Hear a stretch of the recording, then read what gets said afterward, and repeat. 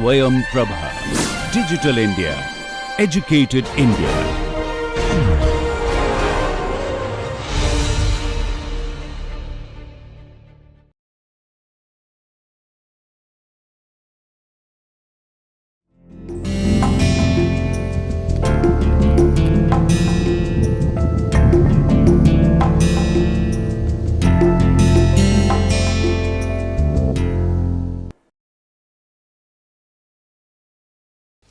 नमस्कार मित्रों, स्वयं प्रभा चैनल नंबर 26 पर एक बार फिर आपका स्वागत करते हैं।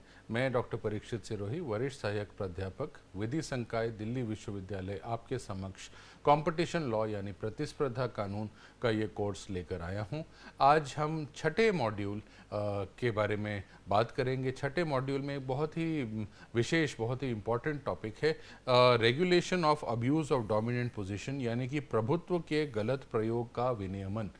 प्रभुत्व अपने आप में इस कंपटीशन लॉ में एक बुरी चीज़ नहीं है। एमआरटीपी के युग में प्रभुत्व या डोमिनेंट पोजीशन या साइज में बड़ा होना एक नेगेटिव चीज़ थी, पर इस युग में, कंपटीशन एक्ट के युग में, प्रतिस्पर्धा कानून के युग में प्रभुत्व अपने आप में बुरा नहीं है। अगर आप प्रभुत्व का गलत इस्तेमाल करेंगे, वो हम देखेंगे कैसे, तो उसका विनियमन यानी रेगुलेशन करने की आवश्यकता है। मैंने आपको पूर्व में बताया था कि प्रतिस्पर्धा कानून में सबसे इम्पॉर्टेंट जो सेक्शन हैं, जो धाराएं हैं, वो हैं धारा क्रमांक 3, 4, 5 और 6।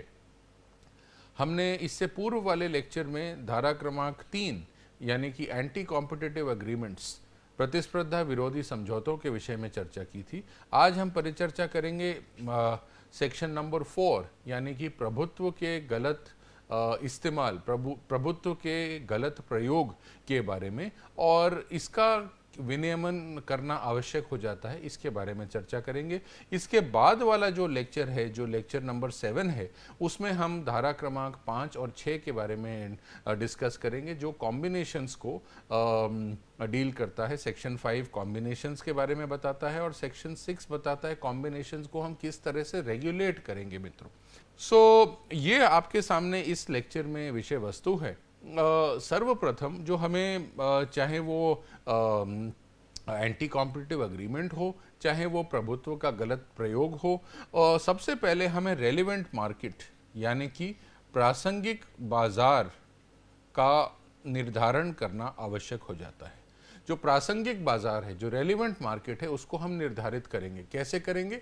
हम रेलेवेंट प्रोडक्ट मार्केट के थ्रू करेंगे, यानी कि प्रासंगिक वस्तु बाजार, या फिर हम देखेंगे रेलेवेंट जोग्राफिकल मार्केट, यानी कि प्रासंगिक जो भौगोलिक बाजार है, या इन दोनों को ही हम संस्मरण में लेते हुए इसका निर्धारण करेंगे प्रासंगिक बाजार का। क्योंकि प्रासंगिक बाजार का अगर आपने गलत निर्धारण कर दिया तो आपका रिजल्ट गलत ही आएगा।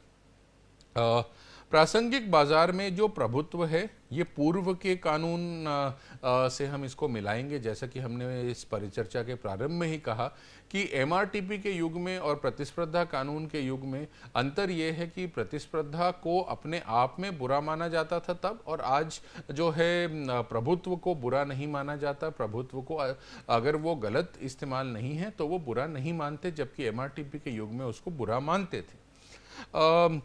क्या वो तरीके हैं, क्या वो 5-6 ऐसे तरीके हैं जिसके थ्रू, जिसके माध्यम से प्रभुत्व का या प्रमुख स्थिति का, कहीं हमने प्रमुख स्थिति कहा है, कहीं हमने प्रभुत्व कहा है, ये एक ही चीज़ है। ये इसका मतलब है डोमिनेंस या डोमिनेंट पोजीशन, बस लिखने मात्र में अंतर है। इसीलिए हमने जानबूझ के ये दोनों ही चीज़ें आपके समक्ष लिख दी। प्रभुत्व और प्रमुख स्थिति ठीक उसी तरह जैसे अंग्रेजी में डोमिनेंस और डोमिनेंट पोजीशन होता है मित्रों। किस तरह से किया जा सकता है प्रभुत्व का दुरुपयोग के बारे में हम बात करेंगे। सेक्शन 4 को डिटेल में आपके समक्ष लेके आएंगे।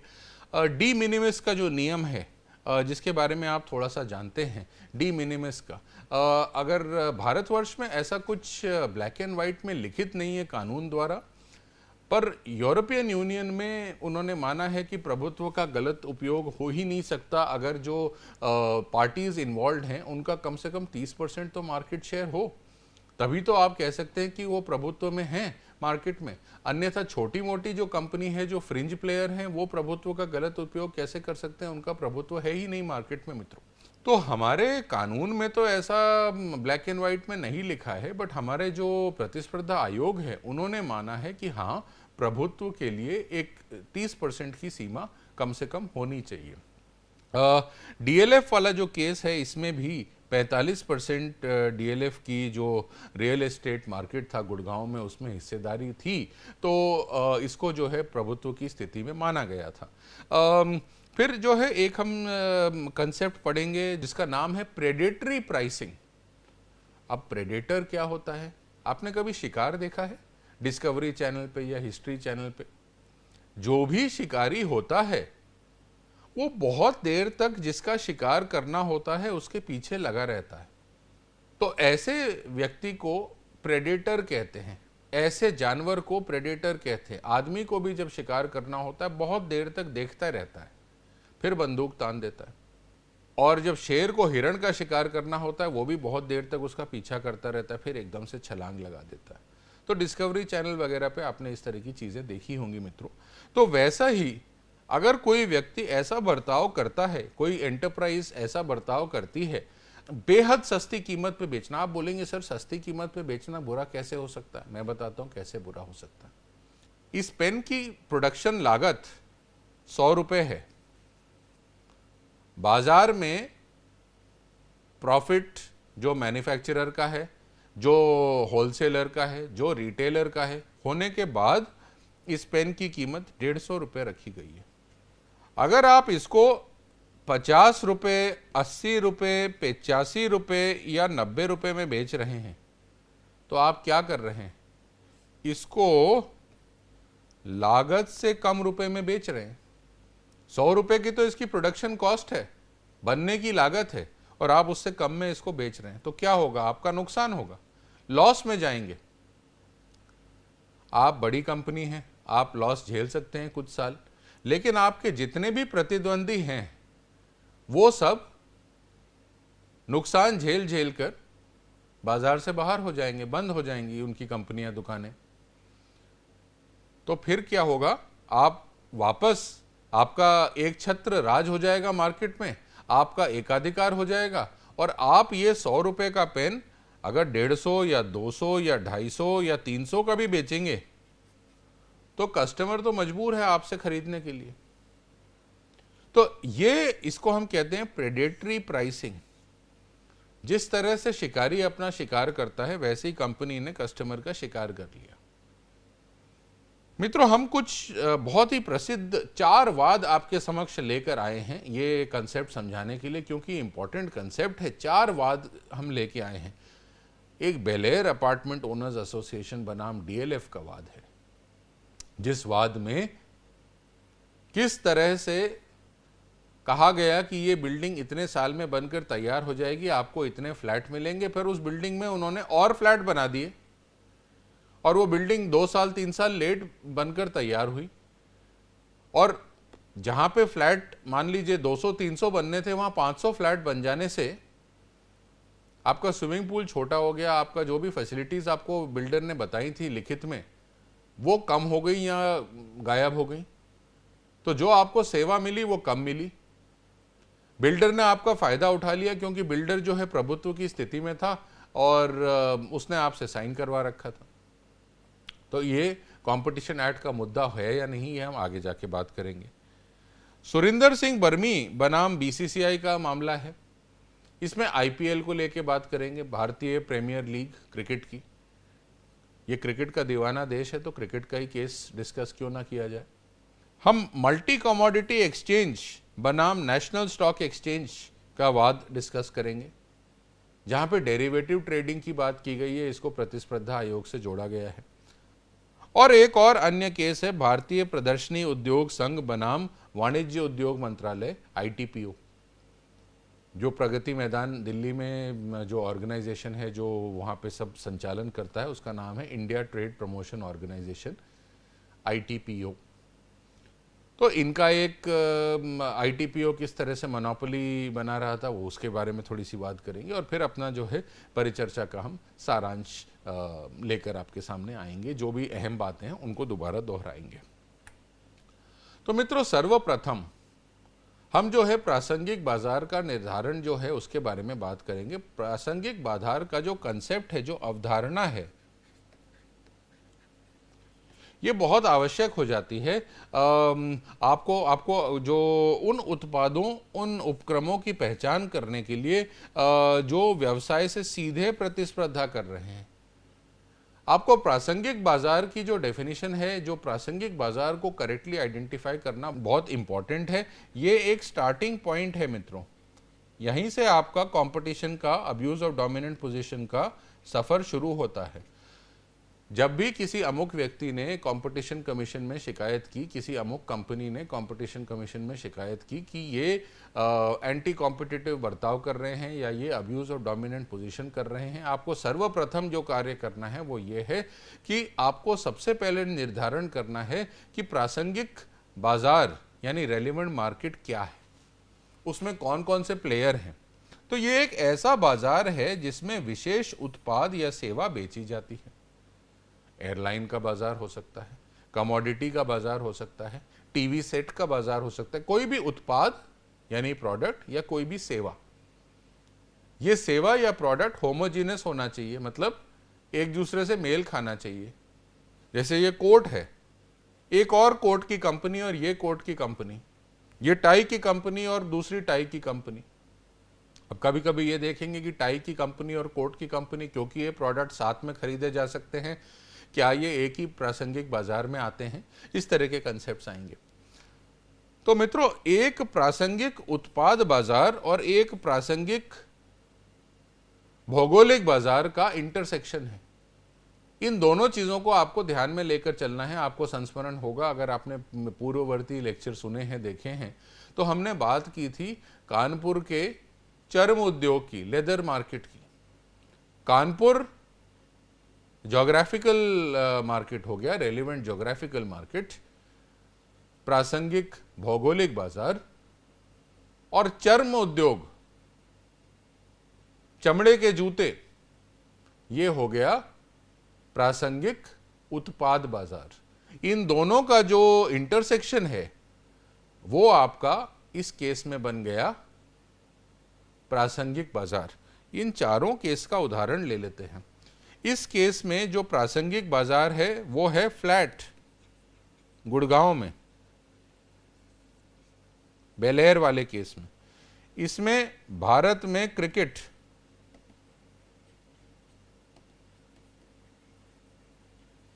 इसमें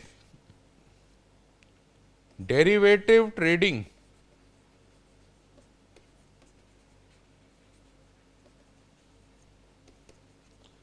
इन सिक्योरिटीज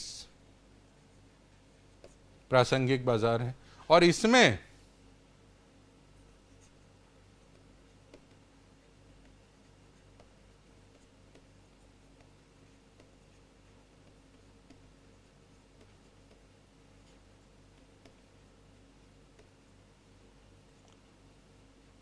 प्रगति मैदान दिल्ली में,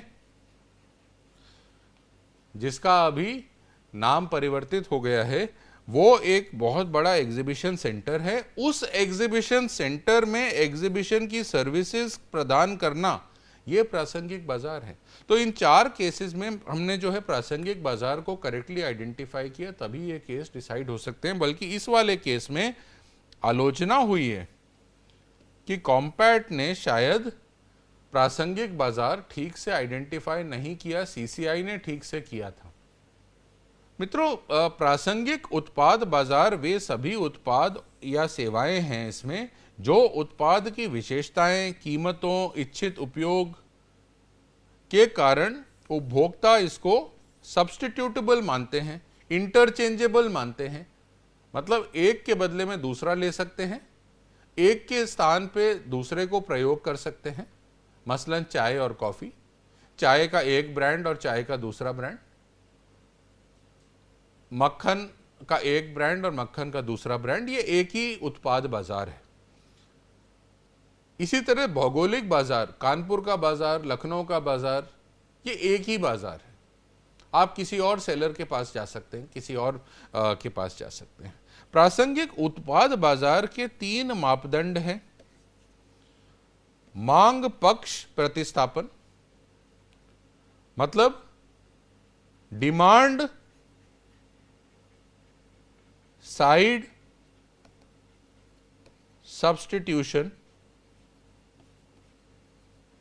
क्या चाय के बदले में कॉफी पी लेंगे? कुछ लोग पी लेंगे, कुछ लोग नहीं पिएंगे।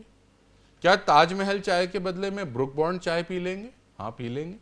क्या लिप्टन चाय के बदले में ब्रुक बॉन्ड पी लेंगे? चलिए, पी लेंगे। दूसरा, आपूर्ति पक्ष प्रतिस्थापन। राम सिंह दूध सप्लाई कर रहे थे, आपूर्ति मतलब सप्लाई। राम सिंह कानपुर के कल्याणपुर इलाके में दूध सप्लाई करते थे। क्या राम सिंह की जगह श्याम सिंह कर सकते हैं? हाँ जी, कर सकते हैं। क्या फलाना सिंह कर सकते हैं? हाँ जी, कर सकते हैं। और संभावित प्रतियोगिता, पोटेंशियल कंपटीशन। कुछ ऐसी वस्तुएं होती हैं जिसमें कंपटीशन बड़ी आसानी से हो सकता है और कुछ में समय लग जाता है। मसलन बस की सेवा तो बड़ी आसानी से चालू की जा सकती है, आपको एक बस ही तो खरीदनी है। रेलवे की सेवा प्रारंभ करना बहुत मुश्किल है। हमने आपको बताया था कि अमेरिका, इंग्लैंड और कनाडा, ऑस्ट्रेलिया जैसे देशों में 1 से अधिक रेलवे कंपनियां हैं। भारतवर्ष में रेलवे एक ही कंपनी है, वो सरकारी कंपनी है, क्योंकि इसमें इन्वेस्टमेंट बहुत अधिक है। पटरियों पे, इंजन पे, इन सब पे इन्वेस्टमेंट बहुत अधिक है। इसलिए संभावित प्रतियोगिता का स्कोप रेलवे में बहुत कम है। बिजली में प्रोडक्शन में काफी अधिक है, पर बिजली सप्लाई में बहुत कम है। कुछ साल पहले तक भारतवर्ष में केवल सरकार ही बिजली की आपूर्ति करती थी। अब कहीं कहीं प्राइवेट आ गए हैं, जैसे बंबई में, दिल्ली में प्राइवेट कंपनियां आ गई हैं, टाटा, रिलायंस इत्यादि। पर बिजली की प्रोडक्शन तो बड़ी आसानी से बहुत सारे लोग कर सकते हैं। तो संभावित प्रतियोगिता जो है बिजली के प्रोडक्शन में अधिक है, बिजली के सप्लाई में कम है। बस सेवा चलाने में बहुत अधिक है, रेलवे सेवा चलाना लगभग नामुमकिन है। तो पोटेंशियल कंपटीशन के हम आपको उदाहरण दे रहे हैं। फिर मित्रों, प्रासंगिक भौगोलिक बाजार वो क्षेत्र जिसमें फर्म अपने उत्पादों और सेवाओं को लेकर आती है और ये पर्याप्त रूप से सजाती है, होमोजीनस है। कानपुर को आप कह सकते हैं एक होमोजीनस मार्केट है। चाहे आप कानपुर के कलेक्टरगंज इलाके में रहते हैं, चाहे आप नवाबगंज इलाके में रहते हैं, चाहे कल्याणपुर में रहते हैं, उसको चाहे मेस्टर्न रोड में रहते हैं, उसको आप मोरलेस होमोजीनस मान सकते हैं। क्या कानपुर का मार्केट और लखनऊ का मार्केट होमोजीनस है? आंसर है नहीं। कल क्या होगा मुझे नहीं पता। मान लीजिए जैसे बंबई और पूना के बीच में बहुत बढ़िया मुंबई पुणे एक्सप्रेसवे बन गया है, शायद किसी दिन लखनऊ और कानपुर के बीच में भी बन जाए, तब शायद हम कह सकें कि लखनऊ का मार्केट और कानपुर का मार्केट भी सजातीय बन गया है, होमोजीनियस बन गया है। व्यक्ति चाहे तो कानपुर से खरीदे, चाहे उन्नाव से खरीदे, चाहे लखनऊ से खरीदे। तो पर आज की स्थिति में नहीं है मित्रों। प्रासंगिक भौगोलिक बाजार को परिभाषित करते समय हमें यह ध्यान में रखना है कि क्या क्या चीजें ध्यान में रखनी है। प्रवेश बाधाओं का, एंट्री बैरियर्स का अस्तित्व कितने हैं, उत्पादों की क्या प्रकृति है, नेचर क्या है, विशेषताएं क्या हैं, स्पेशलिटीज क्या हैं, उपभोक्ताओं की क्या प्राथमिकताएं, वो क्या चाहते हैं, उनकी क्या प्रेफरेंसेस हैं, उनकी क्या प्रायोरिटीज है। पड़ोसी भौगोलिक क्षेत्रों में उपक्रमों के बाजार शहर के बीच अंतर। अब हो सकता है कानपुर शहर में टाइम्स ऑफ इंडिया न्यूज़पेपर चलता हो, बट लखनऊ शहर में हिंदुस्तान टाइम्स चलता है। तो हमें यह देखना है बाजार मार्केट शेयर किसका कितना है पड़ोसी क्षेत्र में। आपूर्तिकर्ताओं की कीमत, आपूर्तिकर्ताओं की परिवहन लागत, यह बड़ा इंपॉर्टेंट इशू हो जाता है। प्लेस ऑफ प्रोडक्शन से लेके, हमने आपको कार्टेल के केस में भी बताया था कि अगर प्रोडक्शन कॉस्ट अलग अलग है, ट्रांसपोर्ट कॉस्ट अलग अलग है, तो सब जगह एक ही कीमत कैसे हो सकती है। अगर ये भौगोलिक बाजार को निर्धारण करने के लिए ये एक बहुत इंपॉर्टेंट, बहुत अहम मुद्दा बन जाता है, परिवहन लागत। यदि सीमेंट का मैन्युफैक्चर कानपुर में हो रहा है तो वही सीमेंट 200 किलोमीटर दूर जाने में अयोध्या तक महंगी हो जाएगी, स्वाभाविक है। तो इसलिए अयोध्या का सीमेंट बाजार और कानपुर का सीमेंट बाजार समरूप नहीं हो सकता, वो एक ही नहीं माना जा सकता मित्रों। तो ये कुछ जो चीजें हैं ये देख लीजिए।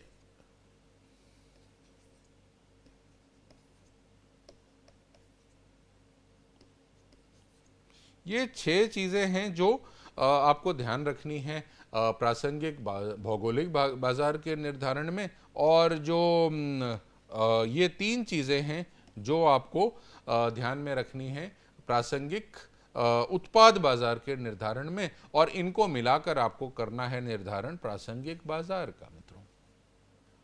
मित्रों प्रासंगिक बाजार में प्रभुत्व एमआरटीपी के जमाने में उद्यम का आकार यानी साइज मैटर्स कहा करते थे एमआरटीपी के जमाने में। Now size does not matter. अब उद्यम का आकार अपने आप में उस उद्यम पर रिस्ट्रिक्शंस लगाने के लिए पर्याप्त कारण नहीं है। पूर्व में माना जाता था यदि कोई व्यक्ति बहुत मोटा है तो उसका स्वास्थ्य खराब होगा। हाँ, कुछ लिंकेज हो सकता है मोटापे और स्वास्थ्य के खराब होने पे, पर आजकल यदि आप मोटे भी हैं तो आप स्वस्थ रह सकते हैं बनिस्बत इसके कि अगर आप थोड़ी सी एक्सरसाइज करते रहें। वही फिलॉसफी हमारे इसमें कंपटीशन एक्ट में, प्रतिस्पर्धा कानून में भी है। प्रतिस्पर्धा व्यवस्था के तहत उद्यम का आकार संबंधित बाजार की प्रमुख स्थिति को एंजॉय करना, आनंद लेना अपने आप में उस पर रिस्ट्रिक्शंस लगाने का कारण नहीं बन सकता। एमआरटीपी के युग में अगर आप साइज में बड़े हैं तो आप पे रिस्ट्रिक्शंस लग सकते हैं, आपको ये लाइसेंस वो परमिशन लेनी पड़ेगी। यहां पे ऐसा कुछ नहीं है। केवल तभी रिस्ट्रिक्शन या प्रतिबंध लगाए जाएंगे जब उद्यम अपनी प्रमुख स्थिति का दुरुपयोग करने लगे। देखिए, दुरुपयोग तो किसी भी चीज का बुरा है ना। दुरुपयोग का मतलब क्या है? दुरुपयोग का मतलब है मित्रों,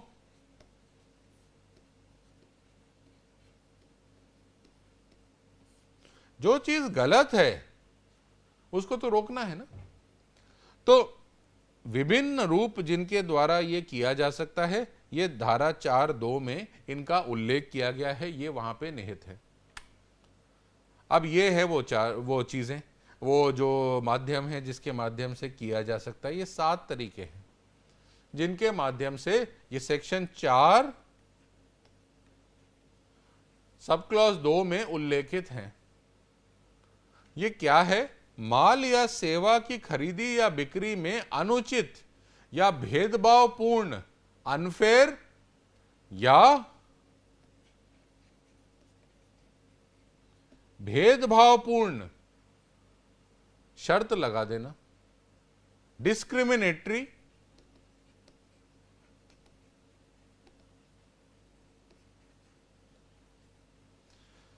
माल या सेवा की खरीद, प्रेडेटरी प्राइसिंग को इंक्लूड कर दिया। किसी भी तरह की माल या सेवा की खरीद में अनुचित या भेदभावपूर्ण मूल्य लगाना, प्राइस आपका भेदभावपूर्ण है या अनुचित है। यहां आपका तरीका या शर्तें गलत हैं पहले वाले में। तीसरे वाले में माल या उत्पादन के, माल मतलब गुड्स, माल या सेवाओं का प्रावधान पर आपने सीमा लगा दी, लिमिट लगा दी या प्रतिबंध लगा दिया, रिस्ट्रिक्शन लगा दिया। उपभोक्ताओं को प्रेजुडिस कर रहे हैं, पूर्वाग्रहित कर रहे हैं कि माल व सेवाओं में आगे सुधार नहीं होगा, टेक्निकल डेवलपमेंट नहीं होगा, उस पर रिस्ट्रिक्शन लगा दिया, लिमिटेशन लगा दी। ऐसी प्रैक्टिसेस करना जिसके कारण सप्लायर को मार्केट में आने में दिक्कतें आने लगे। डिनायल ऑफ मार्केट एक्सेस मित्रों। पूरक दायित्व,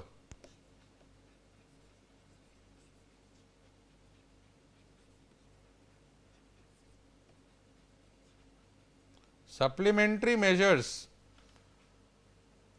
ऐसे ऐसे आप शर्तें मनवाना चाहते हैं जिनका विषय वस्तु से, कमर्शियल ट्रांजैक्शन से कोई लेना देना ही नहीं है। मान लीजिए मैं धर्म के आधार पर बिजनेस कर रहा हूं। मान लीजिए मैं आपसे बिजनेस तब करूंगा जब आप मेरे परिवार में शादी करें। मैं आपसे बिजनेस तब करूंगा जब आप मेरे लड़के को अपने स्कूल में दाखिला दें। इनसे कोई लेना देना नहीं है जो आप ट्रांजैक्शन कर रहे हैं उसकी विषय वस्तु से, तो ये गलत हो जाता है। आप अपनी पोजीशन का फायदा उठा रहे हैं। आपसे बिजनेस तब करूंगा जब आप अपना जमीन का विवाद मेरे पक्ष में हल करेंगे, आप अपना क्लेम छोड़ देंगे। मैं आपके साथ बिजनेस तब करूंगा जब आप अपना घर मुझे बेच देंगे मेरी बताई कीमत पर। मित्रों, एक और तरीका है। एक प्रासंगिक बाजार में आपकी डोमिनेंट पोजीशन है, उसका उपयोग करके आप दूसरे बाजार में डोमिनेंट बनना चाहते हैं या दूसरे बाजार में अपना इन्फ्लुएंस बढ़ाना चाहते हैं, बनाना चाहते हैं। मैं उदाहरण देता हूं। मैं मिनरल वाटर बनाता हूं। इस मार्केट में मेरा प्रभुत्व है। अब मैं इस प्रभुत्व का प्रयोग घड़ी बनाने के मार्केट में करना चाहता हूं, तो यह अनुचित है, गलत है। मिनरल वाटर के मार्केट में मेरा प्रभुत्व है। अब मैं इसको यूज करके कहता हूं कि अच्छा, मैं आपको मिनरल वाटर तब बेचूंगा जब आप मेरे यहां से घड़ी खरीदो। यह उसी तरह की बात हो गई जैसे आपने कल पढ़ा। इसके पीछे मंशा वही है जो आपने कल पढ़ा, पूर्व के लेक्चर में पढ़ा। Tie in arrangements. कंप्यूटर के साथ में एंटीवायरस लेना पड़ेगा, सैंडविच के साथ में पेप्सी लेनी पड़ेगी, टूथब्रश के साथ में टूथपेस्ट या टूथपेस्ट के साथ में टूथब्रश लेना पड़ेगा। मित्रों, प्रभुत्व का दुरुपयोग, जो प्रमुख स्थिति है, जो प्रभुत्व है, उसका अर्थ क्या है कि भारत में प्रासंगिक बाजार में इस उद्यम के पास ताकत की स्थिति है। ताकत अपने आप में गलत नहीं है मित्रों, पर इस ताकत की स्थिति को आप प्रतिस्पर्धी ताकतों को कमजोर करने के लिए प्रयोग में लाते हैं। प्रतिस्पर्धियों को, उपभोक्ताओं को अपने पक्ष में प्रभावित करते हैं। अब हमने प्रेडेटरी प्राइसिंग की बात की, तो प्रेडेटरी का मतलब क्या है? प्रेडेटरी का मतलब है बिक्री या सेवा ऐसे मूल्य पे करना, ऐसी कीमत पे करना जो प्रतिस्पर्धा को कम करने या प्रतिस्पर्धियों को, प्रतियोगियों को मार्केट से हटाने, खत्म करने की दृष्टि से किया जाता है। उत्पादन या सेवाओं की लागत से भी शायद कम हो जाए। ये देखिए, लागत से भी कम, नियमों के विपरीत है। इसका उदाहरण देखिए, सबसे अच्छा क्या है। हमारे पड़ोस में एक देश है, हमारे उत्तर में, लद्दाख से उसकी सीमाएं लगी हुई हैं, उत्तराखंड से उसकी सीमाएं लगी हुई हैं, अरुणाचल से उसकी सीमाएं लगी हुई हैं। उसका नाम है चाइना। यह देश क्या करता है मित्रों? यह देश डंपिंग करता है, लागत से कम मूल्य पे सामान बेचता है। अगर कोई सेल हमारे यहाँ की कंपनियां 100 रुपए का बना रही हैं, मार्केट में बेच रही हैं, इनकी लागत मान लीजिए 75 रुपए है। हो सकता है चाइना में ये प्रोडक्शन प्रोसेस थोड़ा सा अच्छा हो और इसकी कीमत 60 रुपए हो, कस्टम्स लगने के बाद इसकी कीमत 70 रुपए हो। आपको पता है ये लोग ये सेल कितने का बेच रहे हैं? इनकी लागत 70 रुपए है कस्टम्स लगने के बाद, ये इसको मार्केट में बेचते हैं 10 या 15 रुपए का। इसके परिणाम स्वरूप क्या होता है मित्रों? हमारी जो कंपनियां होती है, इनसे कौन सेल खरीदेगा मित्रों? आप खरीदेंगे? हम कितना भी बात कर लें, इसलिए हमारे माननीय प्रधानमंत्री जी कहते हैं स्वदेशी। पर अगर मार्केट में 100 रुपए का सेल मिल रहा है और आपको 15 रुपए का सेल चाइनीज मिल रहा है तो आप क्या खरीदेंगे? तो यही कारण है मित्रों कि ये जो चाइनीज कंपनीज हैं ये अपना जो है डंपिंग करने लगती है, हमारी भारतीय कंपनियां धीरे धीरे धीरे धीरे समाप्त हो जाती हैं और मार्केट में सारे जो सेल हैं बैटरी वो चाइनीज हो जाती हैं। और फिर ये क्या करते हैं, 6 महीने में 10 या 15 से 40 रुपए कर देते हैं, फिर 70 रुपए कर देते हैं, फिर 100 रुपए कर देते हैं, फिर 120, फिर 150, फिर 200। इन्होंने 2 साल में 10 रुपए से 200 रुपए तक का इसका रेट कर दिया और आपके हमारे पास तो कोई विकल्प है नहीं, क्योंकि अब इनका एक छत्र राज है, एकाधिकार है मार्केट में। हमारी सरकार WTO के पास जाती है कि साहब ये डंपिंग हो रही है, चाइना की जो है ये प्रेडेटरी प्राइसिंग हो रही है। WTO जब तक अपना निर्णय देता है 2 साल हो जाते हैं मित्रों। हमारी सरकार अगर तुरंत गई तो 2 साल में निर्णय आ जाएगा, 2.5 साल में, 3 साल में निर्णय आ जाएगा। 3 साल तक इन्होंने सेल में भरपूर फायदा उठा लिया। 3 साल बाद ये क्या करते हैं, क्या ये बंद कर देते हैं? हाँ, सेल का काम तो इनको बंद करना पड़ेगा, इस रेट पे ये सेल नहीं बेच सकते इंडिया में। अब ये क्या करते हैं मित्रों, पिचकारियां ले आते हैं होली की। पिचकारी होली की आपको 50 रुपए, देखिए होली आने वाली है, 50 रुपए की पिचकारी मिलती है जो सिंपल वाली है, जो इंडिया में बनी हुई, ये 8 रुपए की बेचते हैं। तो धीरे धीरे मार्केट में सारी जो पिचकारियां हैं, आज आप जाके देख लीजिएगा, 15 दिन बाद होली आ रही है, सारी चाइनीज है। हमारे भगवानों की मूर्तियां भी चाइनीज हो रही हैं, क्योंकि वो प्रेडेटरी प्राइसिंग करते हैं। और फिर धीरे धीरे जब सारे हमारे पिचकारी वाले समाप्त हो गए तो 8 से 25, 25 से 50, 50 से 70, 70 से 100, 100 से 200 रुपए की आपको पिचकारी बेचेंगे। फिर नया प्रोडक्ट शुरू कर देंगे, फिर किसी दिन टेडी बेयर और किसी दिन डॉल और दुनिया जहां की चीजें शुरू हो जाती है मित्रों। ये जो चीन माल की डंपिंग करता है ये भी अब्यूज ऑफ डोमिनेंट पोजीशन ही है मित्रों। एक समूह या एक ग्रुप, आपने सुना होगा business group, S Kumar group, Aditya Birla group, Reliance group, ये क्या है? 2 या अधिक उद्यम जो प्रत्यक्ष या अप्रत्यक्ष रूप से दूसरे उद्यम में 26% या उससे अधिक इनकी वोटिंग राइट्स हो, मतदान के अधिकार हो, या अन्य उद्यम में बोर्ड ऑफ डायरेक्टर्स, संचालक मंडल, निदेशक मंडल जो सारे डिसीजंस लेते हैं उसमें 50% आधी से ज्यादा हिस्सेदारी हो, उनको नियुक्त करने का अधिकार हो, अपने पसंद के व्यक्ति को डायरेक्टर बना सकते हो, या उद्यम के प्रबंधन या मामलों को नियंत्रित करते हो। ये इसका मतलब है। और ये डेफिनेशन हम कहां से ला रहे हैं? सेक्शन 6 से लेके आ रहे हैं, जो हम अगले चैप्टर में इसका अध्ययन करेंगे। क्योंकि सेक्शन 4 कहता है इसका वही मतलब है समूह का या ग्रुप का जो सेक्शन 6 में है। सेक्शन 4 आप कहेंगे सर लिखा 4 है और आप बता रहे हैं 6। 4 में लिखा है कि इसका वही मतलब है जो 6 में है, इसलिए हमने यही आपको बता दिया। मित्रों, डी मिनिमिस का नियम आपको कुछ संस्मरण होगा। पार्टियों की बाजार हिस्सेदारी पर आधारित है। दोनों पक्षों के पास कुछ बाजार शक्ति होनी चाहिए। हमारे कानून में कहीं कुछ लिखा नहीं है, बट 30% माना गया है। ऑटोमोबाइल एसोसिएशन हाथरस बनाम ग्लोबल ऑटोमोबाइल्स के केस में कहा गया ये दोनों ही छोटे प्लेयर हैं। कहां आप डोमिनेंस पोजीशन की बात कर रहे हैं? डोमिनेंस के लिए कम से कम 30% चाहिए। और जो इन्होंने कह रखा है यूरोप में दैट जो आप बात कर रहे हैं ऊर्ध्वाधर वर्टिकल समझौतों की, उसमें कम से कम आपको जो है 30% चाहिए। और ये जो है appreciable adverse effect on competition नहीं हो सकता, क्योंकि ये फ्रिंज खिलाड़ी है। इन दोनों के पास 30% नहीं है। ये हमारे कंपटीशन कमीशन ने इस केस में माना है। ये दोनों फ्रिंज खिलाड़ी हैं। मित्रों, बेहद सस्ती कीमत पे माल बेचना, प्रेडेटरी प्राइसिंग, इसका हमने चीन का उदाहरण लेकर आपको बताया था। अभी एक बार फिर देख लेते हैं। ये वाणिज्य मूल्य निर्धारण, price determination, price fixation strategy है। ये स्ट्रेटेजी तो हुई कि हम सबको बाहर कर देंगे, ये रणनीति तो हुई। प्रतिस्पर्धा को आप खत्म करना चाहते हैं, बड़े पैमाने पे अंडर कटिंग, मैं नुकसान पे बिजनेस करूंगा, सारों को खत्म करके फिर अकेला बिजनेस करूंगा।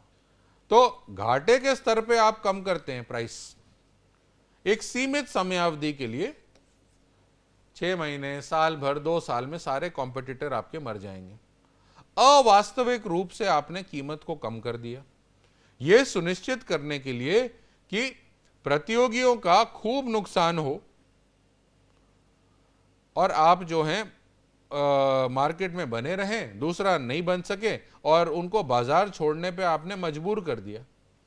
तो जो आप मजबूत बाजार स्थिति स्थापित कर लेंगे और फिर एक छत्र राज करेंगे।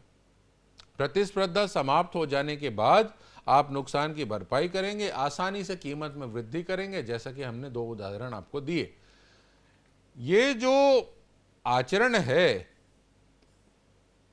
ये बहुत नुकसान पहुंचा सकता है मित्रों। अब हम जो हमारे सामने जो वाद हैं उनकी परिचर्चा करें। ये जो Bel Air apartment owners association बनाम डीएलएफ और हुड्डा है, देखिए डीएलएफ का अपना एक रियल एस्टेट मार्केट में स्थान है और गुड़गांव उनका जो जूएल इन द क्राउन है कह सकते हैं, जो उनका सबसे ज़्यादा प्रेजेंस गुड़गांव में है। गुड़गांव के रियल एस्टेट मार्केट में 45% हिस्सेदारी उनकी है। जो बाकी क्लोजेस्ट प्लेयर है उसकी 15%, आज की डेट में नहीं, जब ये केस डिसाइड हुआ था तब के फिगर्स बता रहा हूँ। जो डीएलएफ था उसकी 45% हिस्सेदारी थी और जो इसका सबसे बड़ा कॉम्पिटिटर था उसकी 15% मार्केट में हिस्सेदारी थी। तो ऑब्वियसली डीएलएफ डोमिनेंट पोजीशन में था।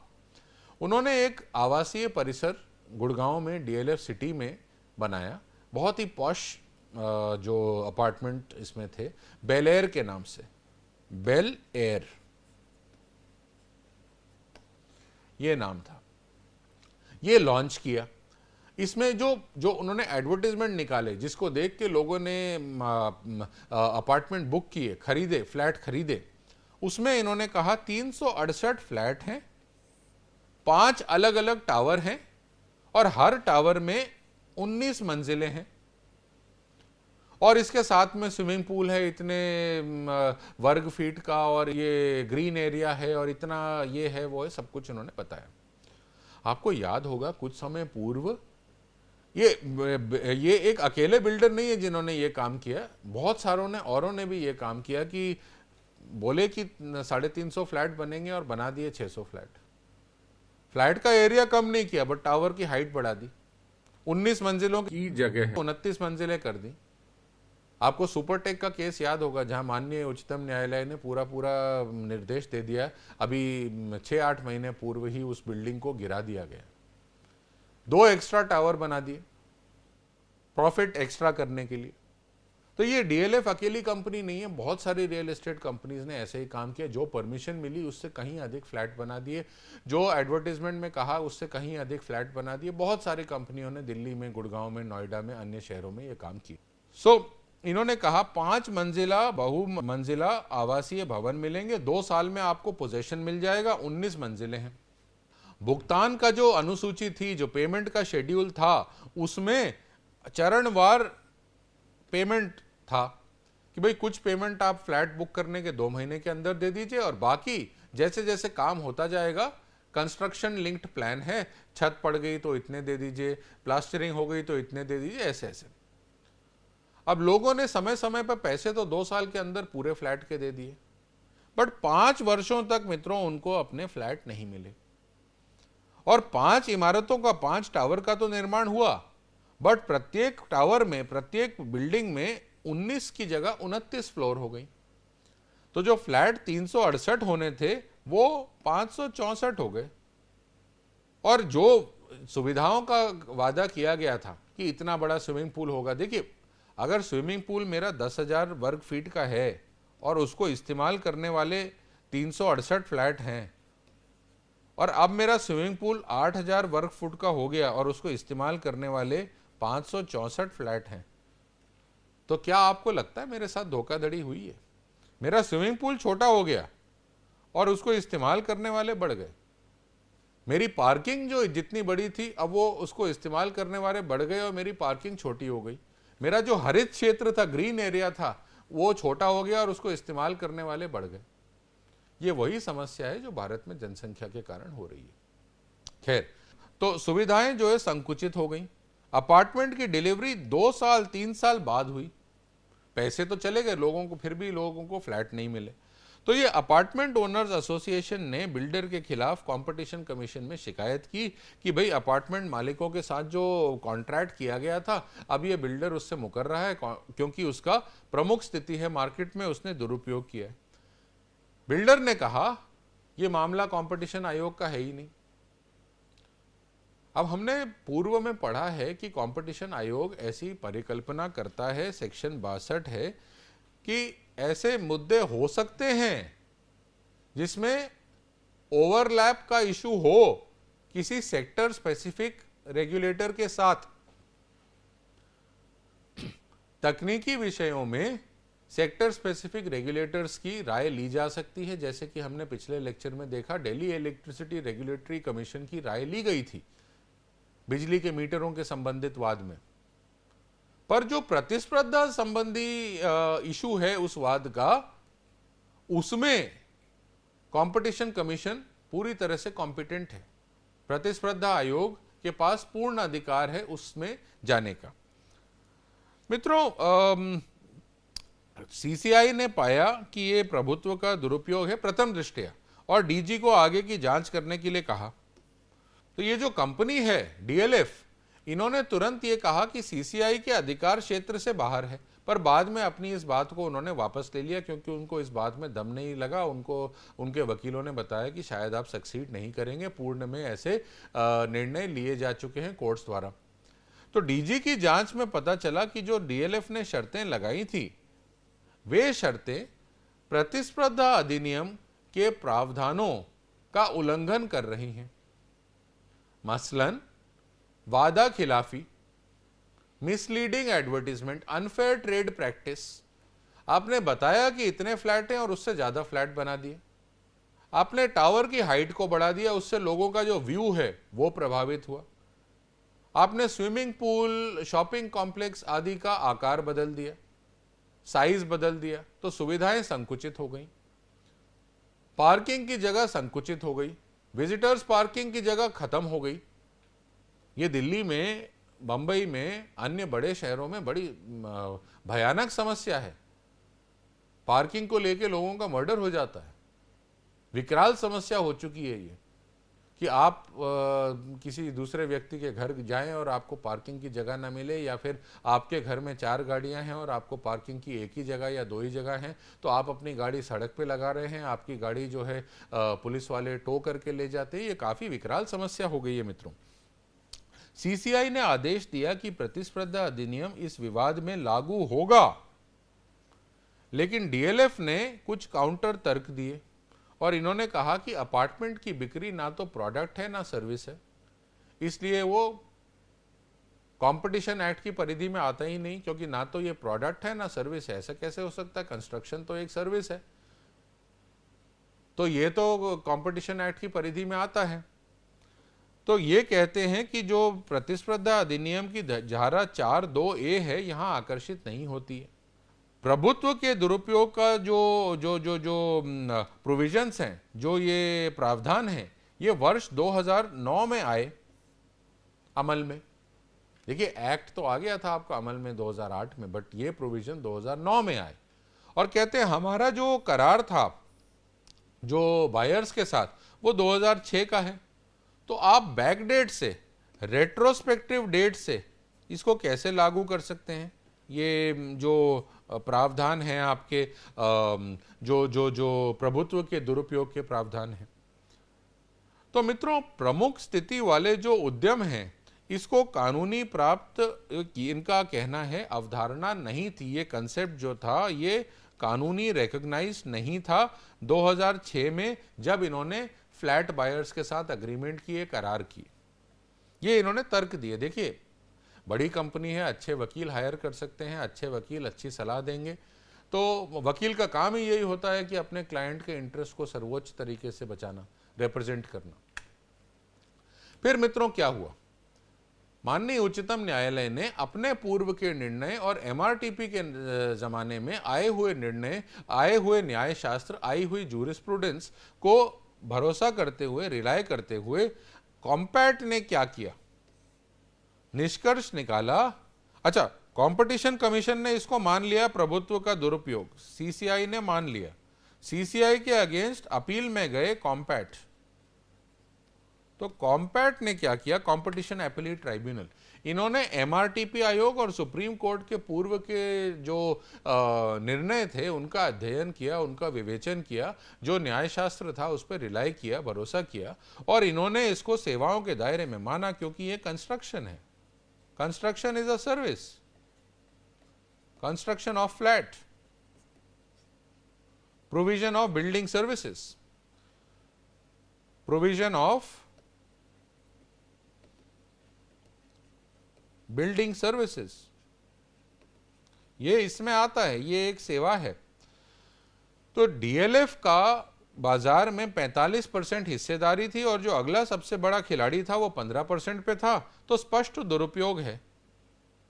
आपने अनुचित शर्तें रखी, 630 करोड़ का जुर्माना लगाया गया, जो उस समय के लिए जब ये केस डिसाइड हुआ था 2013 में सबसे बड़ा जुर्माना था जो आज तक सीसीआई या कॉम्पैट ने किसी भी व्यक्ति पे, किसी भी उद्यम पे लगाया था। डीएलएफ के एनुअल बिजनेस का 7% था। डीएलएफ का जो एनुअल बिजनेस था वो करीब 9,500 करोड़ का था, तो उसका 7% था ये जुर्माना। आयोग ने यह भी कहा, ट्राइब्यूनल ने यह भी कहा कि जो संबंधित अधिकारी थे उनसे आपने कोई परमिशन नहीं ली, आपने मनमर्जी से, मनमाफिक तरीके से ये टावर की हाइट बढ़ा दी, फ्लैट बढ़ा दिए। ये इन्होंने अकेले ने नहीं किया, सुपरटेक ने भी किया है, एसोटेक ने भी किया है, तमाम बिल्डरों ने किया है। और इन्होंने कहा ये गैर कानूनी है पूर्ण रूप से। उम्मीद की गई कि इस तरह का फैसला आने के पश्चात बिल्डर सुधर जाएंगे, पर ऐसा नहीं हुआ और अनेकानेक केसेस में इस तरह की चीजें होती रहीं। और अब खैर रेरा एक्ट आ गया है, रेरा एक विशिष्ट प्राधिकरण बन गई है, रियल एस्टेट रेगुलेटरी अथॉरिटी बन गई है। तो हो सकता है भविष्य में ये सीसीआई और रेरा या कॉम्पैट और रेरा में भी क्षेत्राधिकार को लेके कुछ इश्यूज आए, बट मामला स्पष्ट है। अगर कंपटीशन या प्रतिस्पर्धा को लेके होगा तो वो कॉम्पैट या सीसीआई डील करेंगे, और यदि कुछ तकनीकी चीज़ें होंगी तो वो जो सेक्टर स्पेसिफिक रेगुलेटर है वो डील करेंगे। यही पोजीशन हमने कल देखी थी एरा के केस में, एयरपोर्ट्स रेगुलेटरी अथॉरिटी टीआरएआई के केस में, सीईआरसी विद्युत रेगुलेटर के केस में, डीईआरसी दिल्ली रेगुलेटरी कमीशन के केस में। यही सारी चीज़ें रेरा के केस में भी देखने को आगे जाके मिलेंगी। इस मामले में न केवल प्रभुत्व के अनुचित उपयोग को छेड़ा है, बल्कि अर्थव्यवस्था के भीतर विभिन्न बाजारों में जो इस तरह की अपमानजनक व्यापार प्रथाएं हैं उसको भी सामने लेकर आए हैं। अब बात कर लेते हैं सुरेंद्र सिंह बरनी वाले केस की। जो याचिका करते थे वो दिल्ली में रहने वाले एक व्यक्ति थे, क्रिकेट में उनका इंटरेस्ट था, और उन्होंने कहा कि BCCI, board of control for cricket in India, IPL, जो भारत में चलने वाली एक निजी क्रिकेट लीग है, पेशेवर T20 क्रिकेट लीग है, के संदर्भ में फ्रेंचाइजी अधिकार, मीडिया अधिकार, प्रायोजन अधिकार, स्पॉन्सरशिप राइट्स में अनियमितता कर रहा है, क्योंकि वो मोनोपोली बना रहा है साहब। वो कह रहा है ना तो हम किसी को इसमें खेलने देंगे, जो खेलेगा उसको बैन कर देंगे, इंडिया में ही नहीं बाकी कंट्रीज में भी बैन कर देंगे। कोई प्लेयर, कोई अंपायर, कोई स्पॉन्सर, कोई फ्रेंचाइजी। आज आईपीएल के जो समझौते हैं वो वैसे ही बहुत सारी सरकारी जांच हो रही थी इनकम टैक्स सहित, पर ये जो इशू था ये टेंडर प्रक्रिया, ये एकाधिकार से जुड़ा था, वित्तीय अनियमितताओं से जुड़ा था, भ्रष्टाचार से जुड़ा था। पर सीसीआई ने फिर भी इसको सुना और खुद को जो है इन शिकायतों की सीमा तक लिमिट नहीं किया, और सीसीआई ने कहा कि भारत में बीसीसीआई क्रिकेट की अधिशासी निकाय, गवर्निंग बॉडी है, इसलिए ये एक उद्यम है, भारत में पेशेवर क्रिकेट लीग, ये है प्रासंगिक बाजार। बीसीसीआई का दबदबा है, प्रभुत्व है, डोमिनेंस है, क्योंकि बीसीसीआई ही पूरा क्रिकेट का सर्वे सर्वा है इंडिया में। और ये बता रहे हैं कि किन तरीकों से प्रासंगिक बाजार में प्रभुत्व का दुरुपयोग किया।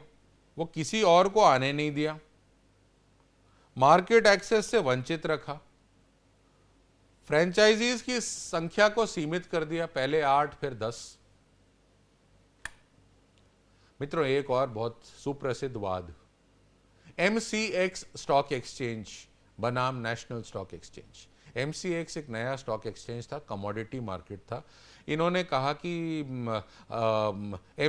हमारे आने के बाद NSE ने, नेशनल स्टॉक एक्सचेंज, जो कि दिल्ली में स्थित एक बड़ा स्टॉक एक्सचेंज है, बॉम्बे स्टॉक एक्सचेंज के बाद सबसे बड़ा स्टॉक एक्सचेंज है भारतवर्ष का, उसमें उन्होंने एक सर्कुलर निकाला 2008 में, और उन्होंने कहा कि भाई हमारे प्लेटफॉर्म पे जितनी भी मुद्रा ट्रेड होंगे, डेरिवेटिव ट्रेड होंगे, करेंसी डेरिवेटिव्स होंगे, करेंसी डेरिवेटिव्स का मतलब है कल मुझे पाउंड्स की ज़रूरत है तो मैंने आज पाउंड्स की डेरिवेटिव्स खरीद ली, या US डॉलर की डेरिवेटिव्स खरीद ली। लेन देन शुल्क यानी ट्रांजैक्शन फी माफ़ कर दी।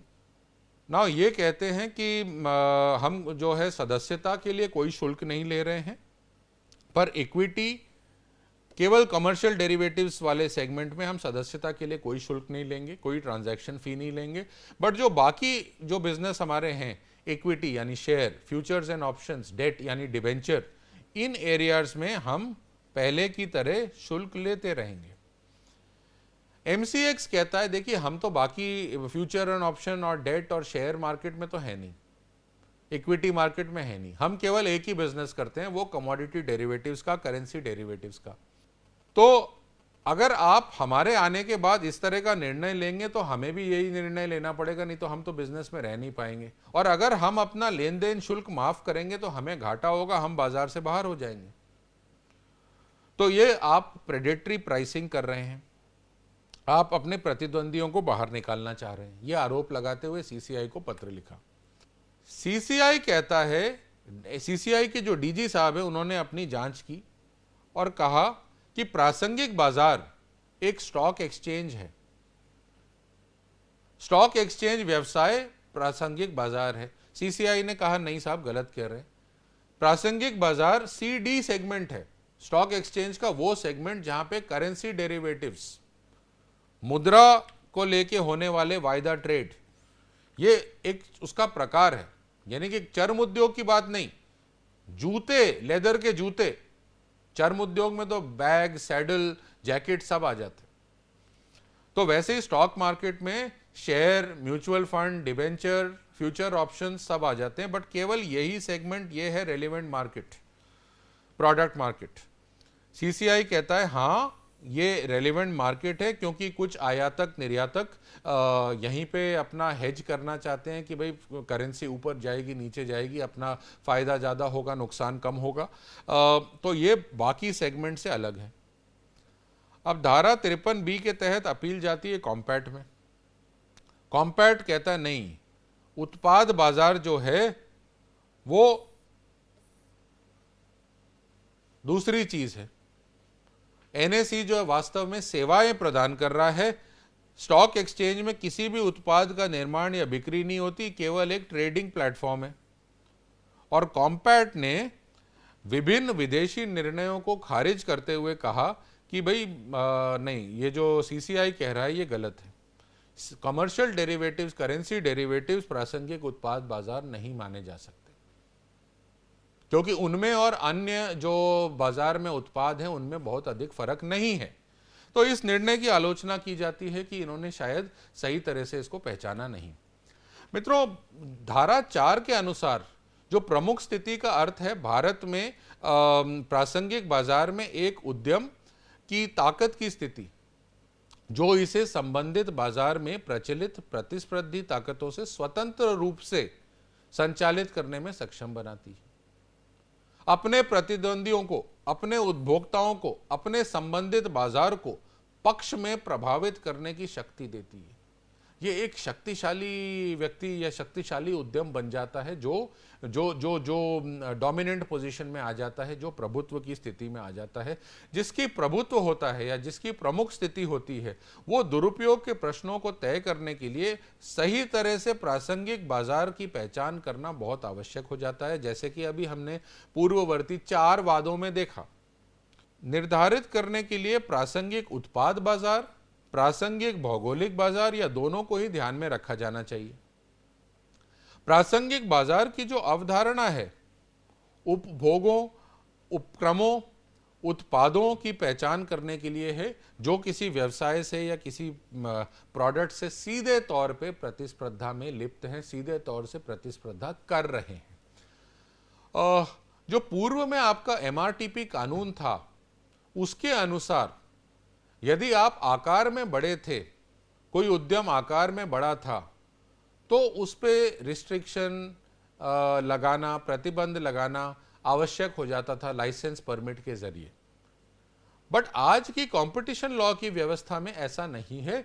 आप अगर आकार में बड़े हैं और कोई दुरुपयोग नहीं कर रहे हैं अपने प्रभुत्व का, अपनी बाजार में जो प्रमुख स्थिति का, तो आप पर कोई रिस्ट्रिक्शन लगाने की आवश्यकता नहीं है। रिस्ट्रिक्शन तभी लगाने की, प्रतिबंध तभी लगाने की आवश्यकता पड़ती है जब किसी तरह का दुरुपयोग किया जाए, गलत उपयोग किया जाए। मित्रों, प्रतिस्पर्धा व्यवस्था के तहत उद्यम का आकार संबंधित बाजार में प्रमुख स्थिति अपने आप में कारण नहीं है रिस्ट्रिक्शन लगाने का, और विभिन्न रूप जिनके द्वारा उद्यम अपनी प्रमुख स्थिति का दुरुपयोग करता है, वे 7 तरीके हैं जो धारा 4 सब धारा 2 में उल्लेखित हैं। निम्नांकित जो है, हमने परिचर्चा की थी, वो 7 तरीकों से आप अपनी प्रभुत्व की स्थिति का दुरुपयोग कर सकते हैं। तो मित्रों, ये तो बात हुई प्रभुत्व और उसके दुरुपयोग की। तो आशा करते हैं ये सारे कंसेप्ट्स आपको क्लियर हुए होंगे और आपको इस लेक्चर में आनंद आया होगा, उतना ही जितना हमें आपको इसके प्रस्तुत करने में आया। आपसे जल्द मिलेंगे स्वयं प्रभा चैनल नंबर 26 पर एक अन्य लेक्चर, इसी मॉड्यूल, इसी सीरीज़ का जो 8वां लेक्चर होगा, और इसमें हम कॉम्बिनेशंस की बात करेंगे और माफ़ कीजिए 7वां लेक्चर होगा जिसमें हम कॉम्बिनेशंस की बात करेंगे, कॉम्बिनेशंस के रेगुलेशंस की बात करेंगे। तो आपके धैर्य के लिए धन्यवाद और देखते रहिए स्वयं प्रभा। नमस्कार।